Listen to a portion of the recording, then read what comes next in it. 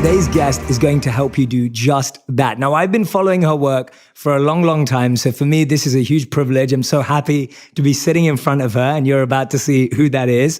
And I just feel so happy because I've seen her interview some incredible minds. I've seen her just build this beautiful show. And to be able to interview her today about how that all came about and all the other stories around it is a huge honor for me. She's a New York Times bestselling author. She's the founder of the B School and the host of Marie TV. And today's guest is none other than Marie Forleo. Marie, thank you for being here. Oh, I'm so excited, Jay. I feel like this has been like in the cosmic making for a very long time. It definitely has. And the reason why I wanted to reach out to Marie to do this is her new book is out on September 10th. It's called Everything is Figure-Outable, right? I love that title. I was just telling her outside a moment ago. I was like, I absolutely love that title. It's out on September 10th. Hopefully, if you're listening or watching this, it's around that sort of time. Yes. That's the hope right now. So you can go and get the book right now if you're listening. And Marie, the first thing I want to ask you about, because I love the title so much, is what is the hardest thing you've ever had to figure out? And what gave you this confidence in this bold, beautiful title to literally say everything is figure-outable? Yes. So I think the way to answer that question is there's been hard things at different stages of my life, which I feel like is true for most of us. You know, there was actually a time when I was a young child. I was about 13 years old and I didn't live with my parents. So I was estranged from them. I was kind of kicked out of my house. And there were a few years that things were really difficult. I was in an abusive relationship, like just everything felt like it was crashing in around me. And so I think at that stage in my life, that was probably one of the hardest things to overcome. And then, you know, fast forwarding a little bit, I think most of us, sometimes we find ourselves in college or university trying to figure out who we're supposed to be in this world, right? How can we make a living and make a difference? How are we supposed to fit into society? I struggled with that for years and I failed so much before I finally found my calling, which is an extension of what I do now. And then I think even moving on further, you know, there's been times with my relationship with Josh, we've been together 16 years and, you know, no relationship is easy and it's not all unicorns and rainbows and, you know, smiley faces. And there's been times where we were on the brink of losing each other. And that was devastating to me because he's the love of my life. And this idea has helped me help us get ourselves back on track. And so, you know, I've had other challenges with my family. I've had challenges with the business. I've, you know, self-confidence challenges. So I know that's kind of a broad potpourri of things to go through, but those are some of the kind of things at different stages of my life that this one idea, this simple little phrase has always helped me when I feel like nothing is working. Yeah. And I feel a bit helpless.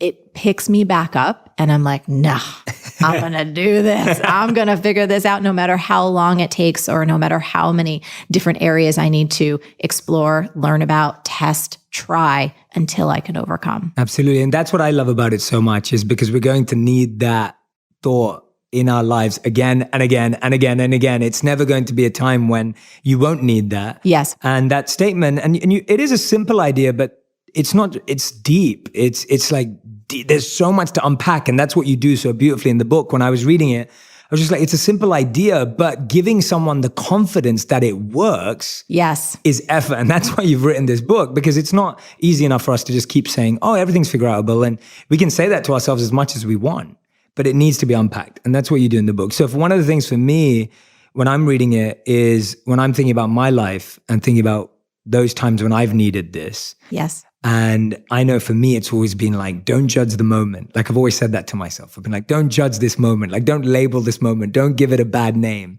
And one of the things you talk about in this book is that beliefs are sticky. Yes. Right? You talk about these beliefs being sticky. Talk me through some of the toughest beliefs that you think you developed at those times and how you stop them from being so sticky and why beliefs are so sticky too. I think, you know, beliefs really are like the train tracks that underpin our lives that really decide where we're going to go and how we're going to get there. But so many times we don't understand that that's really what's running the show, right? Some of our kind of deepest, most kind of subconscious beliefs about who we are as human beings, what we're capable of, what we're not capable of, how we feel about society, men, women, marriage, money, business, all of these things, we don't often recognize that it's these deep-rooted beliefs, oftentimes that we didn't choose for ourselves.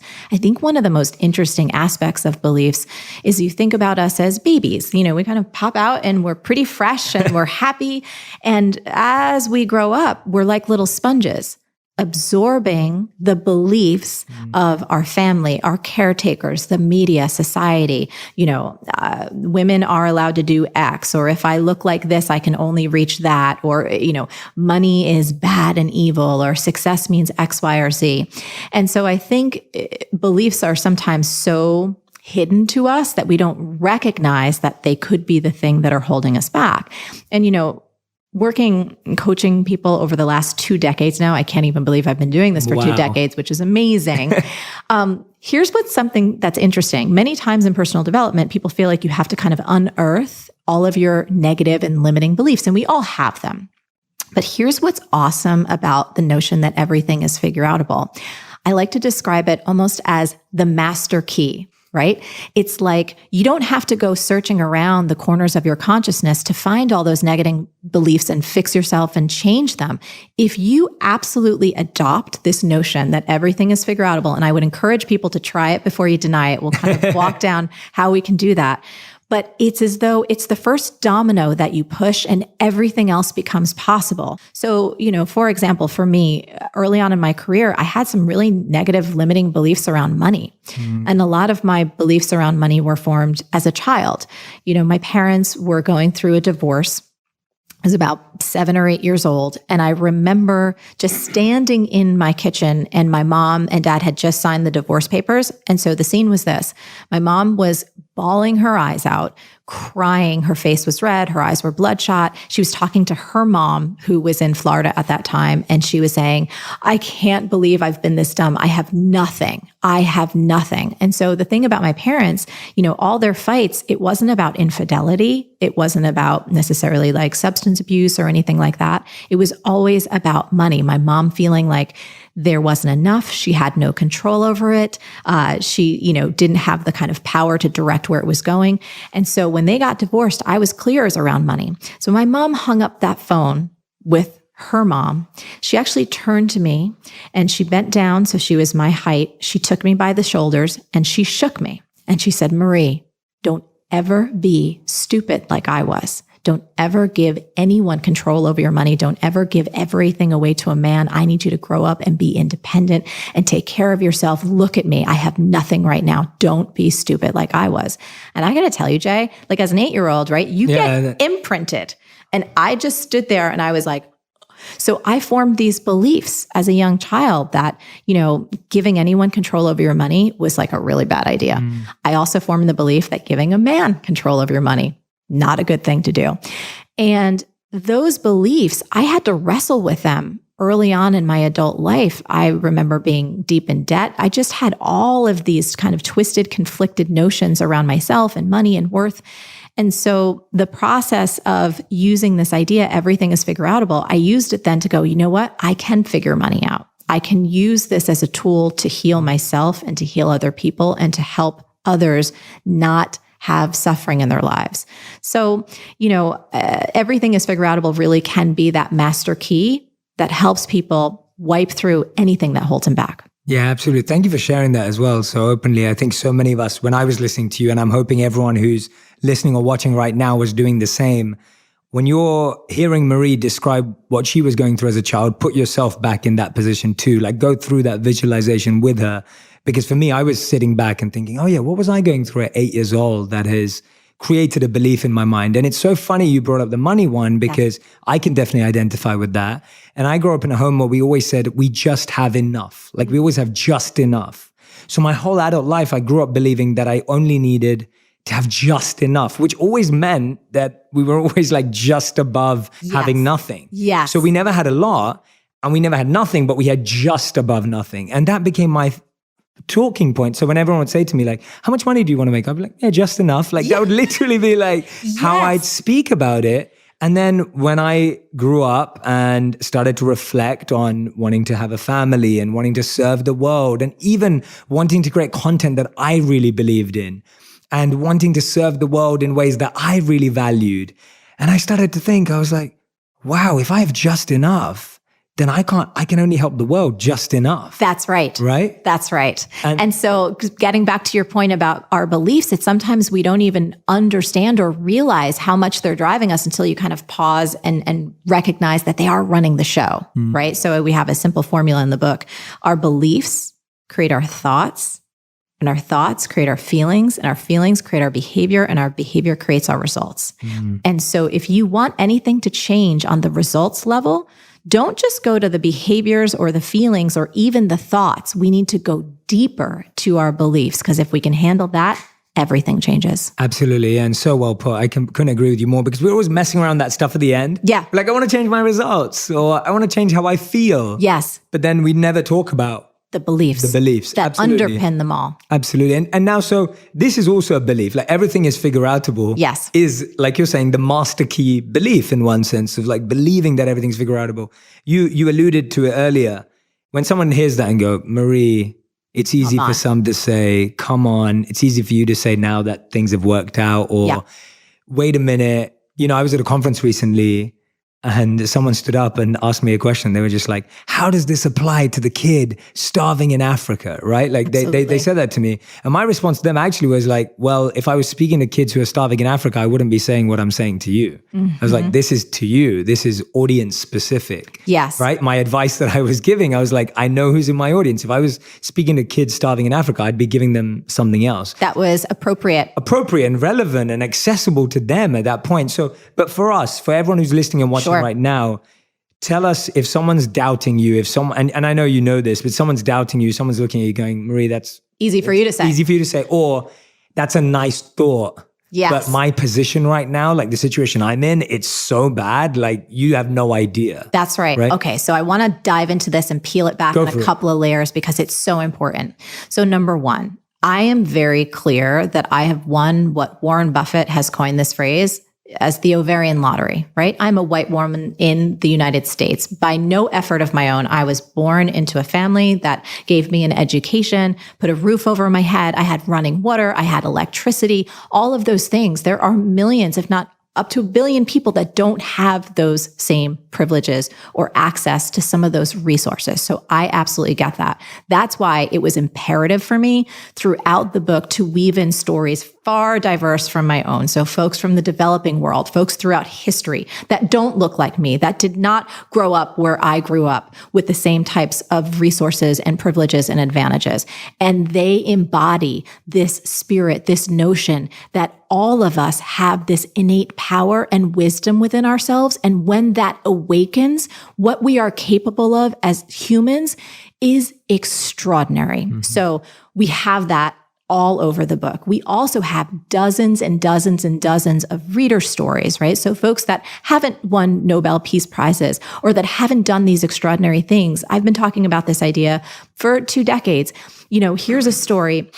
Yeah, I was going to ask you to tell me a couple, because and then absolutely. And then I want to go to the rules, because an 8-year-old actually challenged me when I was first writing this book, and it came up with something brilliant. So let me tell the story of Jen. You know, a lot of folks are like, well, yeah, everything is figure outable if you want to build a business or get your health back online or perhaps save a relationship. But what if I'm facing something difficult and hard that isn't? So a woman named Jen wrote to us. And I had first shared this idea with the world in a really public way on Oprah's stage. So she was doing a Super Soul one-day event. She had asked me to speak at it. And the title of my talk was Everything is Figure Outable. So Oprah then put that talk online. It's on her podcast. And so folks heard it that I had never met before. So a woman named Jen wrote to us and said, hey, Marie, thank you so much for your talk. This lesson that everything is figure outable is something my mom, who I love so much, had been trying to teach me forever, but I kind of really heard it from you. And then I shared the talk with my mom and she loved it too. But then everything changed. My mom, who is the most important person in my life, was diagnosed with pancreatic cancer. And suddenly nothing seemed figure outable. And she said, but then I actually took a walk and I looked at it from a different perspective and realized it was. For example, I could find my mom nursing care that could go and attend to her, even though she lived in this rural area. Number 2, I could figure out how to get my mom foods that she could actually tolerate. Number 3, I got medical equipment so that my mom could spend her last days, and in fact, her last 5 weeks on this planet where she wanted to be, which is in her home. And she said, I can tell you without reservation that yes, everything is figure outable. And thank you so much for sharing this idea, because it made a difference to 2 women on the other side of the world. And so we have other stories of folks who have used this idea of facing addiction, facing loss, death, grief, diagnosis that are life-changing in terms of how long they will be on this planet and how they will exist on this planet. So those are all embedded in there. So I just want to share that. Another frame, I invite people to try it before you deny it. Like I do not claim to have all the answers, nor do I think this book has all the answers, but within it, you will find a set of tools and practices and frameworks to find or create your own. Yes. And finally, I'll share the story about the 8-year-old. So I was telling a friend when I was first writing this book, we were like all having a brunch on a Sunday. And my friend's son asked me, well, what's your book about? And I said, everything is figure outable. And he's like, no, it's not. And I was like, awesome. Tell me more.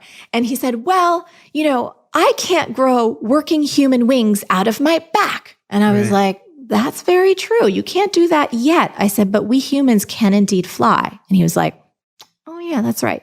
He's like, well, I can't get my dog who died when I was 2. We can't get him to, be back alive. And it's like some pet cemetery shit right there. But I said, you know what? That's true. I said, but scientists are working on cryogenics, and there's people who have cloned dogs. And he was like, oh yeah, that's right. I said, look, just because something scientifically hasn't been done yet doesn't mean it's impossible.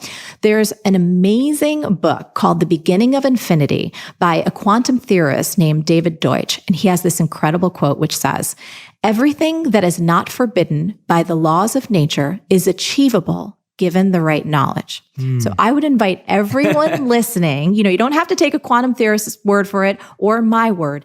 Just experiment with this, live this idea, and see if it doesn't help you become more capable and courageous and resilient and persistent in the face of whatever problem you're looking to unpack or whatever dream you're working to achieve. Yeah, I love that. And try it before you deny it, for sure. Like with everything, right? Like even if I told you when you came in, they're like, oh, we have this juice and it's the best juice in the world. Yes. And you could just deny it and be like, no, I have the best juice in the world at home. And it's something as basic as that. Like we can't even do it to do with food and juice, what to speak of wisdom and knowledge and ideas. So yeah, anyone who's listening or watching, I highly recommend that you try this out the way Marie's saying it. And what Marie's done and what she's so beautifully articulating is she's done the research to prove to us that this works. Yes. And she's giving you the process to practice it. That's right. Right? That's what the book's doing. It's proving to you all through these stories, and it's giving you the practice. Go on. And I'm definitely not sitting here going like, I have everything figured out and I'm just, hanging out going like, it's all done. No, I use this every single day. I use this when like I run a company and there's 30 people and, things crash, someone quits, someone gets sick. I am using this actively every single day of my life. And it's what helps me continue to engage with a sense of curiosity and courage and a fearlessness to walk into the inherent groundlessness of reality. Like, let's just be real about this. There's so much in our lives that we cannot control, right? And for someone who will raise her hand to being like, I like to be in control. I like to have those plans. I like to know what's coming up.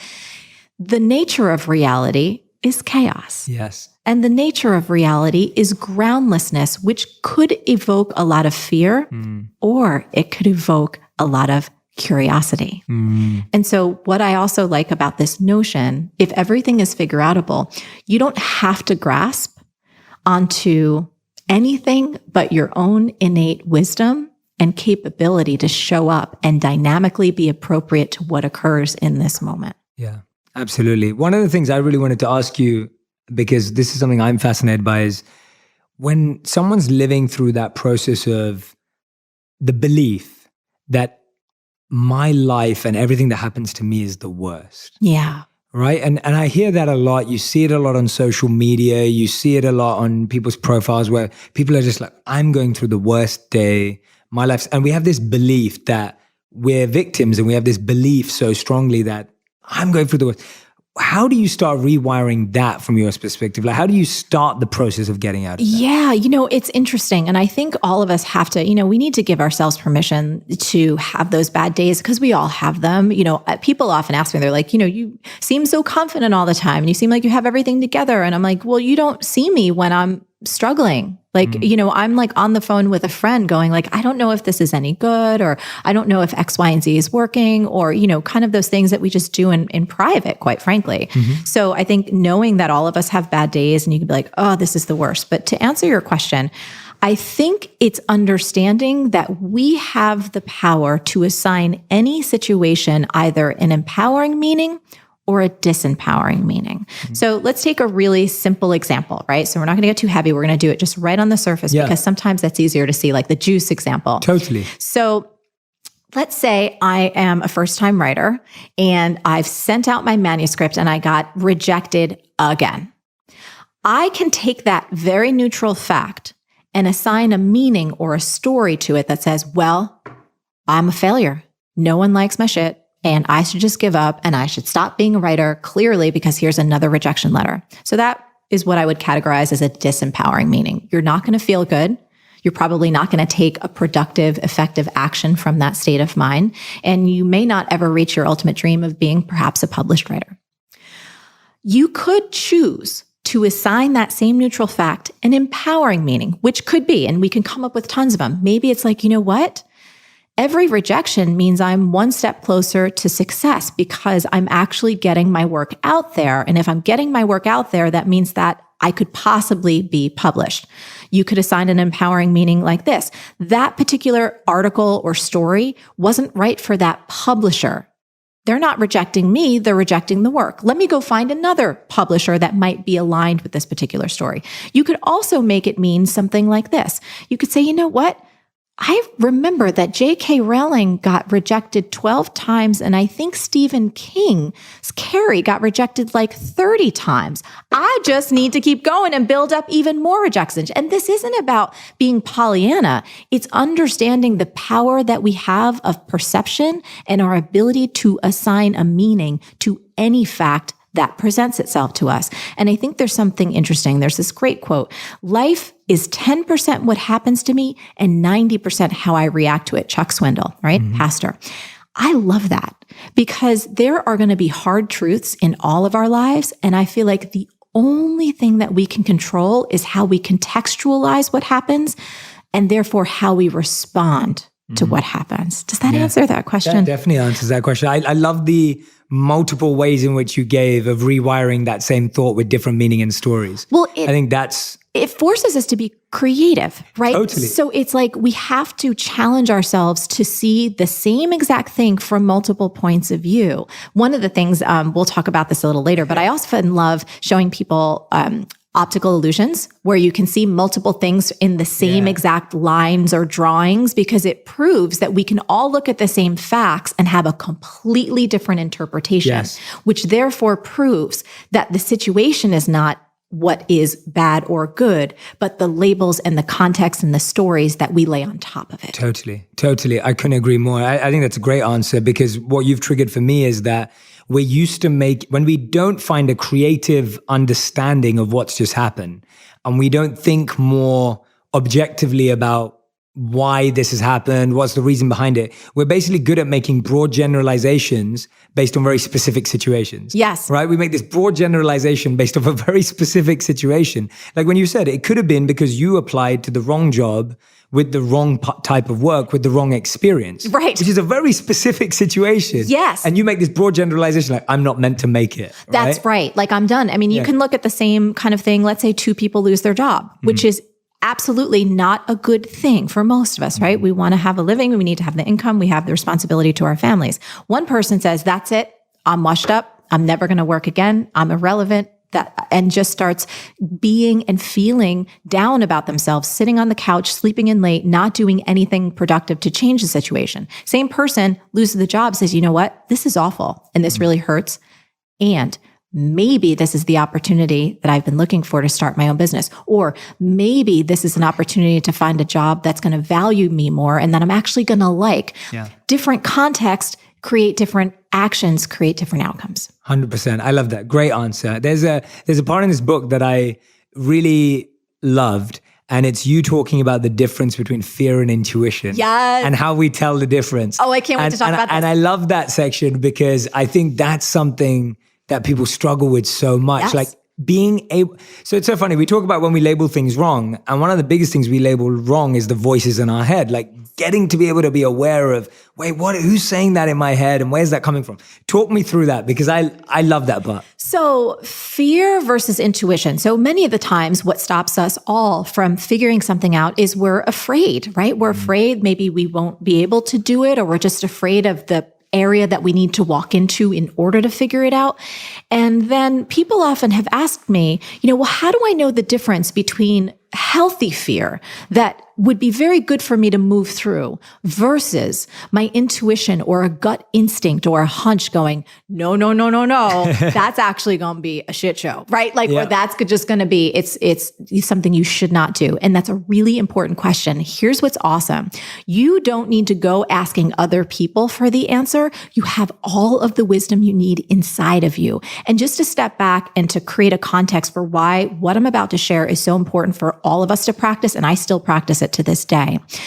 We live in such a sedentary culture, right? Where we're spending 8, 10, sometimes 12 hours a day sitting, staring at our screens. So we're living from the neck up. And many of us have lost touch with the wisdom and the intelligence that exists in our physical bodies because simply we're not moving enough. And as someone who's been a Nike athlete, fitness is a big part of my life. Movement is a huge part of my life. I see very clearly when I am moving consistently, I have access. It's like a channel opens up where there is so much intelligence and so much insight that has not to do with my logical, reasonable brain. It has to do with another plane. Yeah. And when I don't, I get up here and it all gets twisted and then I'm unclear. So if you are facing an opportunity, a possibility to say yes to a job, a speaking engagement, a date, who knows, it could be any realm of life, and you're not sure whether you should move ahead with it, here's what you need to do. Get to a place where you're quiet, nothing's around, make sure that there's no technology. And I would invite people to close their eyes while they do this. So ask yourself, does the idea of moving ahead with this, of saying yes to this, make me feel expansive or contracted?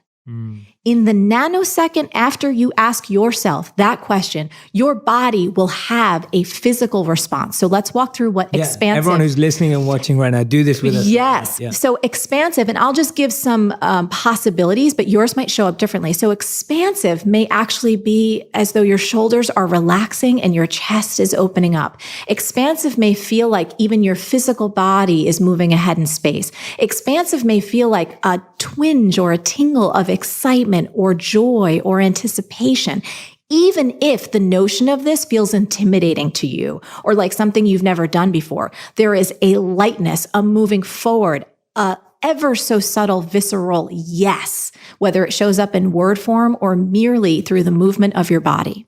That's expansive. Now, let's look at the flip side.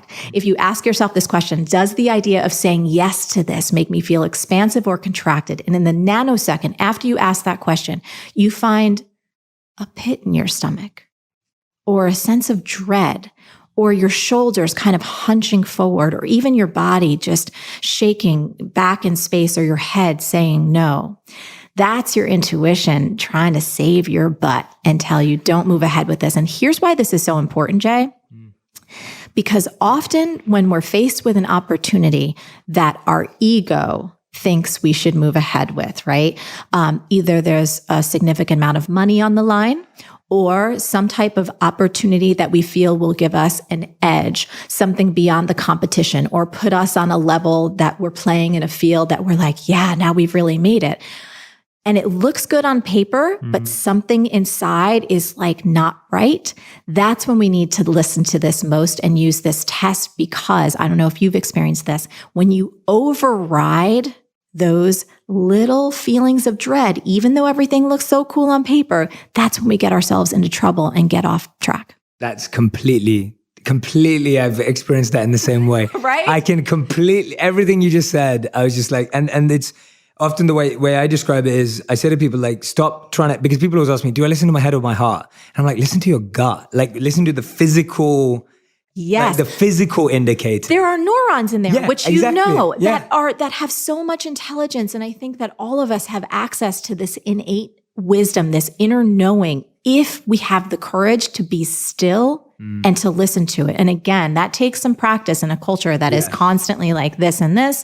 And that's always like, well, what do you think I should do? Or, what's the money or what's the opportunity or what am I going to get from this? Rather than trusting that you have this innate tool inside that is designed to guide you to your highest and best everything. Absolutely. That's such a beautiful answer. And thank you for guiding us through that too. Like everyone who's listening and watching, make sure you do that again and again and again. Expansive or contracted. You can do it anytime. And you can just, it straight away. That's the most beautiful thing about it, that no one has to tell you.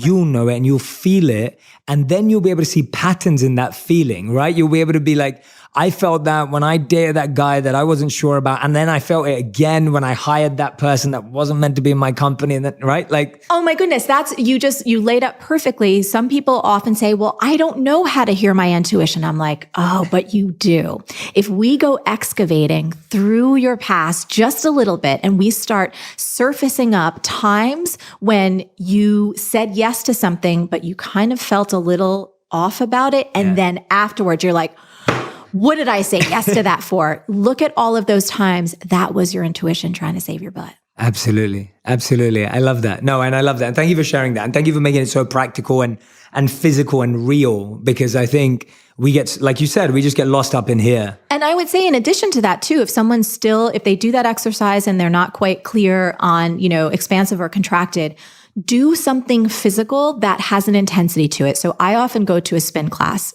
because it's dark and I can really sweat and I can challenge myself in a safe environment, or dance or run or walk around the block. I find that when I engage my physical body, the interior channels open up that tap me into a higher source of intelligence that otherwise I can't access. I think learning to trust and hear your intuition quicker and earlier in your life and being able to spot the patterns of good and bad. Yes. And I started to do that very early on. I started to notice that my intuition was always guiding me right when I was going against the grain, doing things that no one else thought were a good idea. And I was fully sold and confident about it. So I remember I took a gap year before I went to university, and that was all my friends went straight to university and was like, what are you doing wasting time? And this is going to be, and it was one of the best years of my life. And then I chose to become a monk when all my friends went and worked at big companies. And again, it was against the grain, and it was, and these were patterns I started to notice in my life. So now when I come to make a decision and I'm going against the grain, no one agrees with me and I'm really confident about it, I'm like, oh yeah, that's my intuition. Like, that's okay. Exactly. Instead of second guessing every time and going, oh, well, shouldn't everyone agree with me if this is a good idea? And I've noticed that even now, and I make that mistake now, there are times with certain things where I think I have less knowledge, external knowledge. Yes. And I'll go against my intuition because I'll have less external knowledge. Absolutely, because you assume, and I went through this even with the process of writing the book, you're like, oh, well, so-and-so knows better because this is their business. And it's almost like you give yourself a back seat and you abdicate responsibility. Yes. I've done that where you assume, I've done that so many times where I've wasted money, like really good money and really good time and, creative resources, same thing, thinking that someone else knows better because I'm less experienced. I love that you brought that up. Yeah. And of course, we're all open to feedback. And of course, we're all open to learning. But I think when you have those inner little red signals and flags going off, you trust yourself. Yeah, exactly. Trust yourself. And otherwise, if you made the mistake, make sure you note that down. Yes. Like write that down somewhere.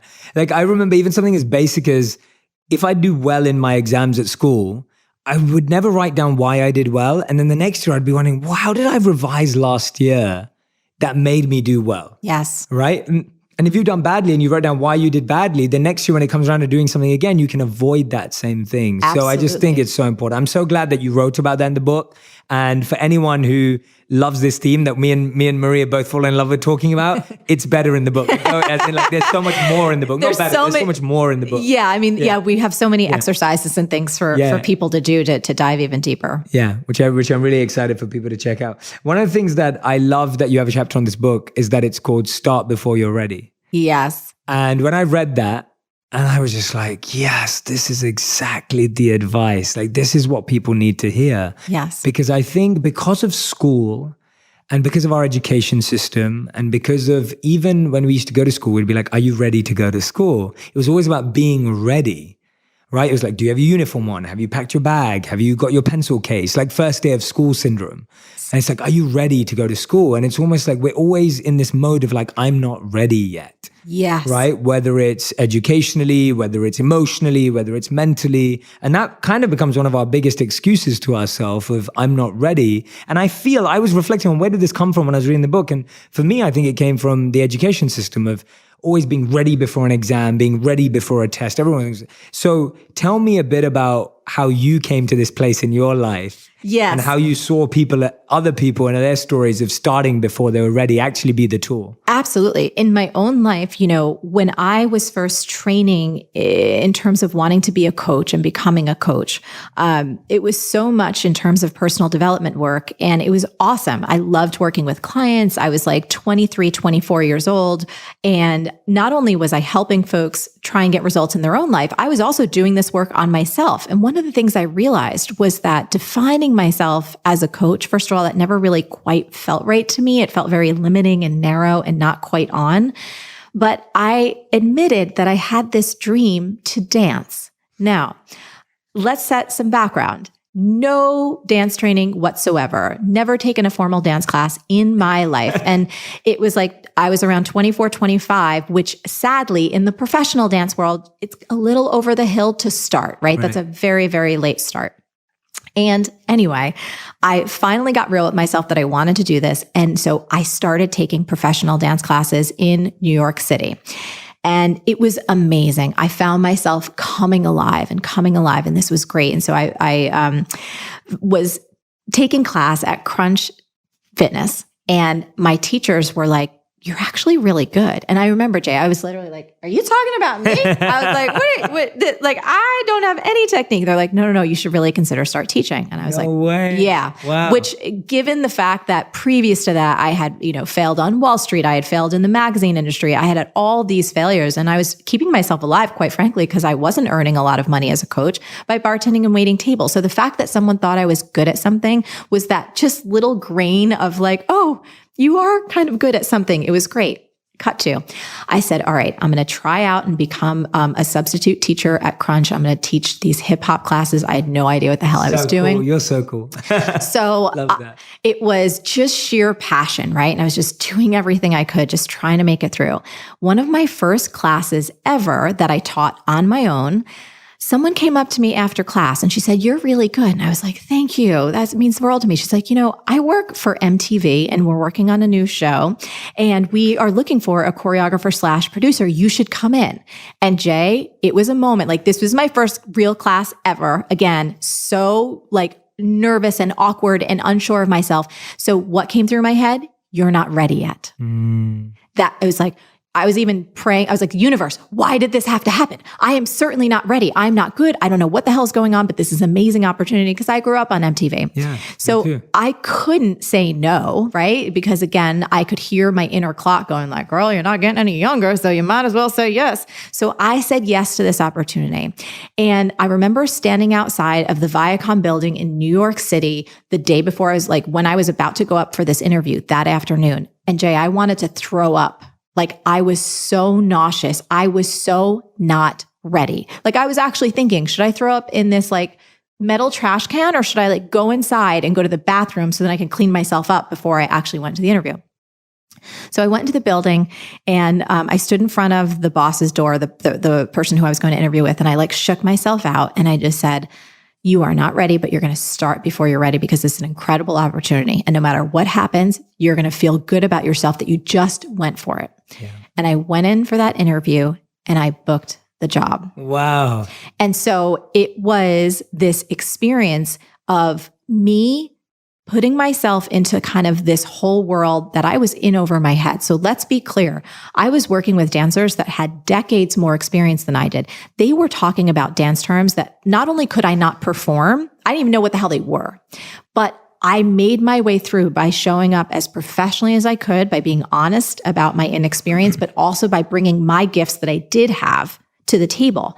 And that one opportunity, dancing and choreographing and producing for MTV, that led to fitness videos. That led to this increased learning curve where I got to learn basically 3 to 4 years worth of experience in like 3 months, which eventually led to me choreographing commercials for Reebok and then eventually becoming one of the world's first Nike elite dance athletes, all because I was willing to start before I was ready.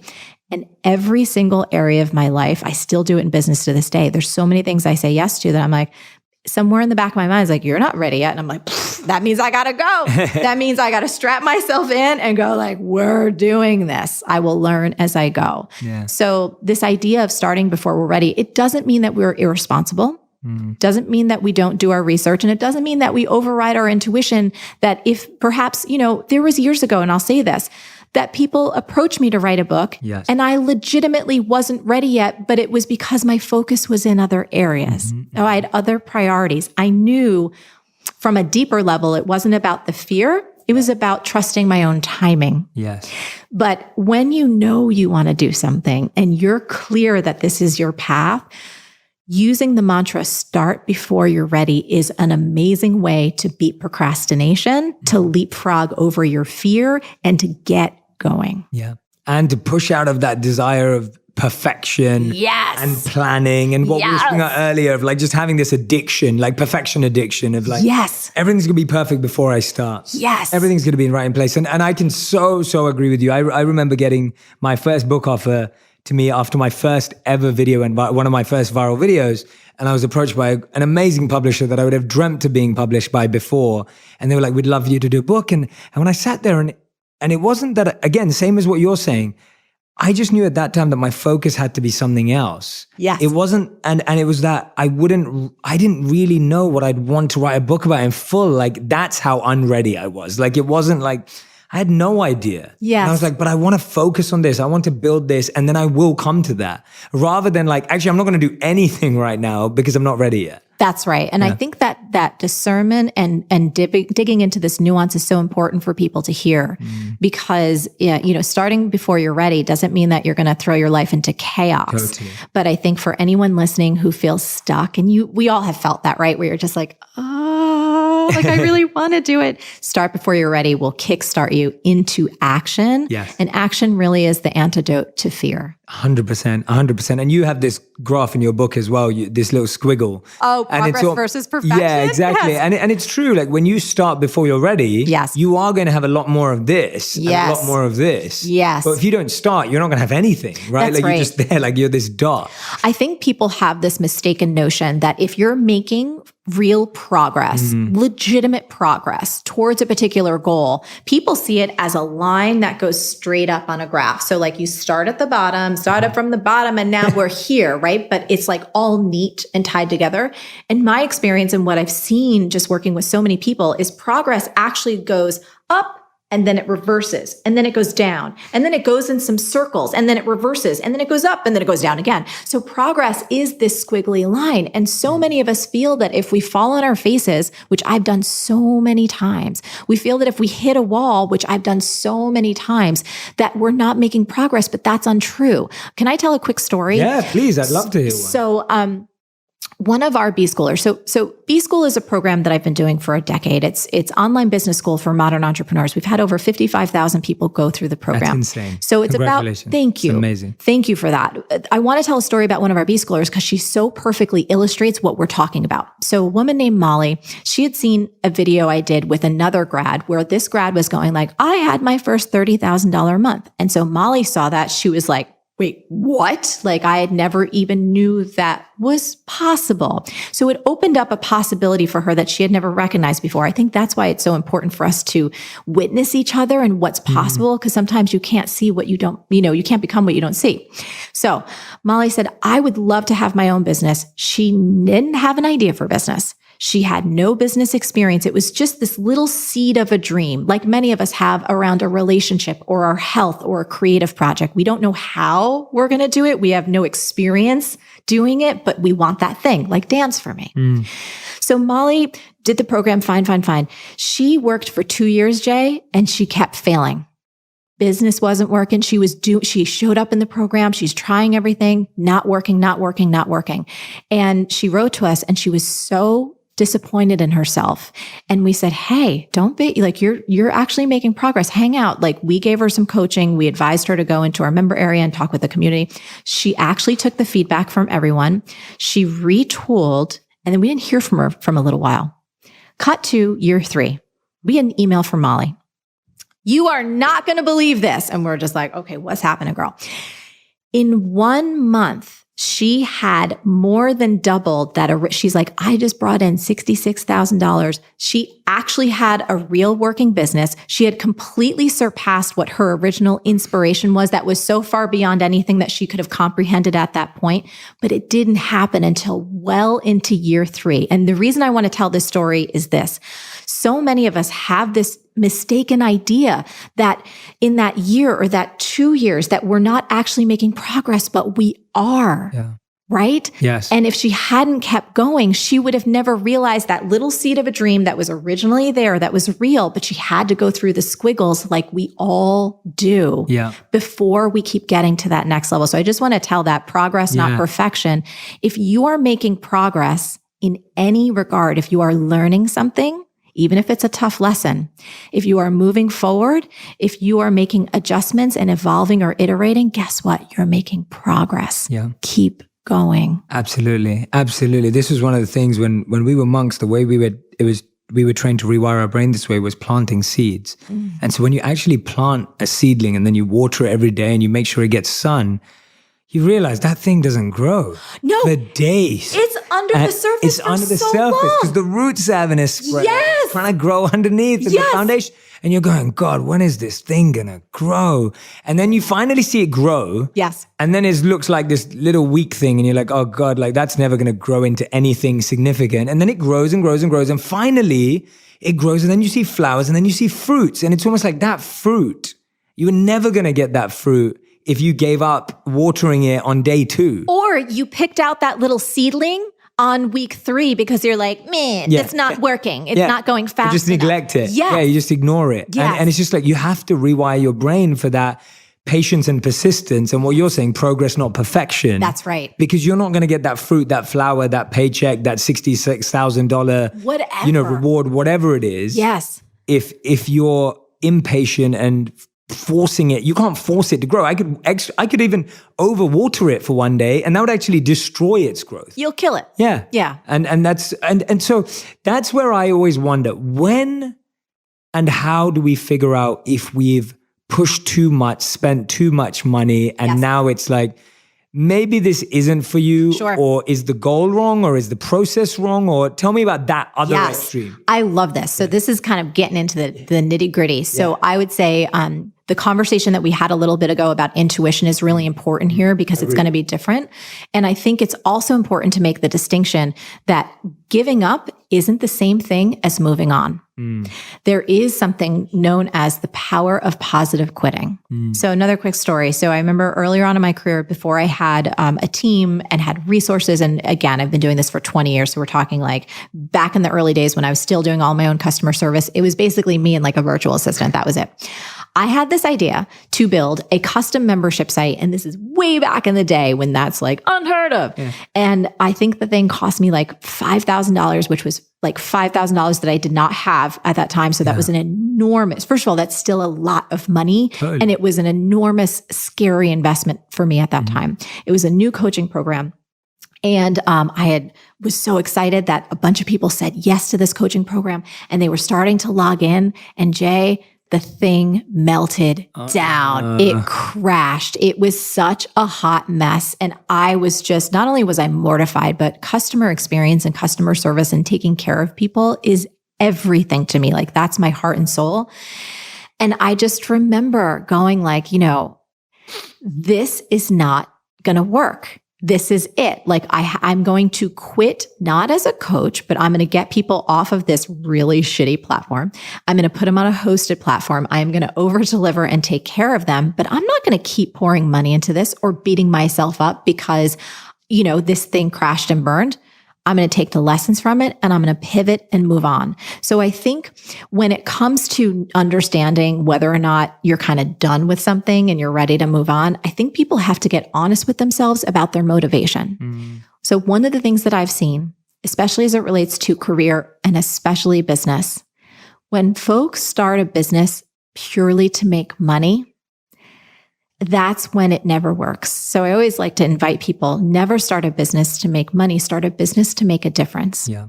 And all of us as entrepreneurs and creatives and multi-passionate creatives, we need to stay nimble and evolve because the market's evolving, technology's evolving, we're evolving as humans, and as is the market. But if you're trying to push something that in your heart of heart, you're not truly committed to, and you're just trying to get some external reward like fame, recognition, the dollar bills, whatever it could be, it's not going to work.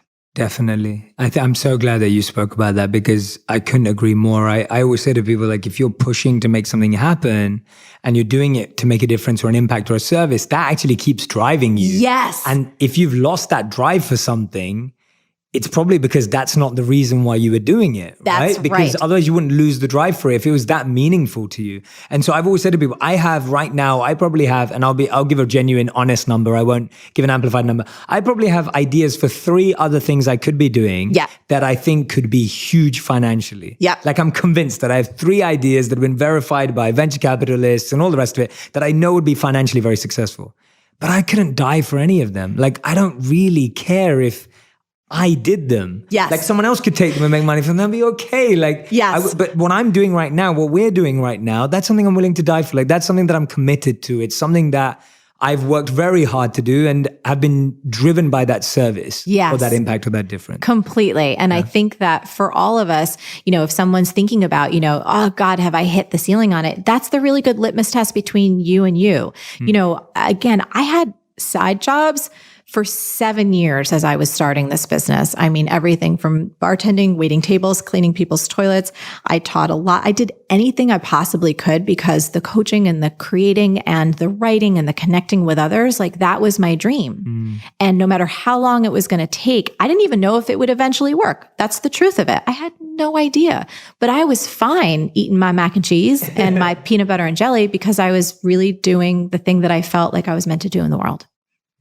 I love that. I'm so glad you did that. Me too. I'm so glad you pushed through it. I'm so glad. And this is why I say to everyone, it's like, when I'm hearing you say all of that, I'm just like, I'm so glad because it just makes the story better, right? Like all those situations. And what I mean by that is not from a marketing point of view, not from a sales point of view, but that's what we can all connect with. Yes. The multiple jobs at the same time, like the multiple rejections, the ups and the downs. That's what everyone's story is. But for some reason, we look at all these posters and we think, oh yeah, but they didn't have that. And that's just because we don't do enough research. I feel like we don't actually dive so deeply into the people we admire and really look at their backstories and really look at their failures and rejections, because otherwise then we'd see that we're on the same path. The same exact path. And I think one of the things you've probably noticed this too, because you've had such incredibly rich conversations with just so many incredible people, is every person on the planet has their own struggles, even right now, no matter what you're saying. Like people are battling things privately, and that's their right to. Not everyone has to share everything,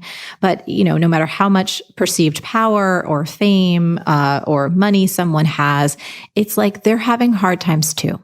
And they have the self-doubt and they have the fear and they have their own versions of struggles. And I think when we realize that, we stop putting people on pedestals and start recognizing that we have so much more in common than we do in terms of our differences. Absolutely. Thank you, Marie. So I end every interview with final 5 questions. Oh, These bring are it on. a final 5 rapid fire round, quick fire round. Yes. So you have to answer with either one word or one sentence maximum. Ooh, okay, I'm up for the challenge. And I'll go off tangent if you say something and I'm like, oh, it's usually me who ruins it for the guest. But Here we go. So the first thing you say to yourself when you wake up in the morning. Good morning. In that voice. Kind of like in my own head. I don't say it out loud, but I'm like, all right, good morning, girl. I love that. The last thing you say to yourself before you go to bed. So tired. I like it. Thank you for the honesty. Yeah. Third question, the best advice you've ever received. That your heart is the strongest part of you. Nice. Fourth question, the worst advice you've ever received. The sentence I'm going to say, I feel like my brain must have deleted it because I literally have nothing right now. Oh, nice. Yeah. Okay, that's good. It must have deleted it because I'm like, oh, I can't think of it. Yes. Yeah, I like it. That's awesome. And the fifth and final question is, what are three truths that you live by? So one is obviously everything is figure outable. Everything is figure outable. The next truth is there is nothing more important in this world for any of us than the quality of our relationships and our connections. That, and I think that the third thing, clarity comes from engagement, not thought. Explain that. I want to hear more of that. So many times for many of us, we have these notions of what could be possible or what we might want to do or what something could feel like, but we spend so much time in our minds rather than actively engaging to discover it. So rather than pro-con lists or rather than, sitting on the couch kind of going, oh, I don't know if I should, I think living by this idea that clarity comes from engagement, not thought, gets us out into the world, gets us physically engaged, and activates this open channel within to feel our way into our truth rather than think our way into what we, have a notion, is this going to make me happy or not? And I feel like when we lead from this, when we lead from our heart and we tell our truth from engagement, it's where the magic is. That's great advice. I love that. Thank you so much. Marie was telling me, and this is interesting to me because I'm working on my book right now. Right. Marie was telling me that there was a ton of stuff that actually didn't make it into her book. Now, whenever I hear stuff like that, I'm like, well, that's the stuff I really want to know about. Because if an author creates something and it doesn't get in there, not because it's not good enough, but because it's context, space, whatever it is. Tell us about why. Yeah. So it was this amazing chapter that I had worked for weeks on, and my publisher, who I really trust, and my editor, they're like, oh, well, we felt the natural ending was here. And And I was like, at first I was crestfallen. It felt like a punch in the gut. And then when I re-looked at the material, I was like, oh no, I think I could actually teach this better if I had the benefit of my voice and I had videos and I actually had worksheets and could actually coach people through it. So it was this acronym, this little formula I created to help people embed the belief everything is figure outable into their consciousness, into their mind, into their soul in a really organic way.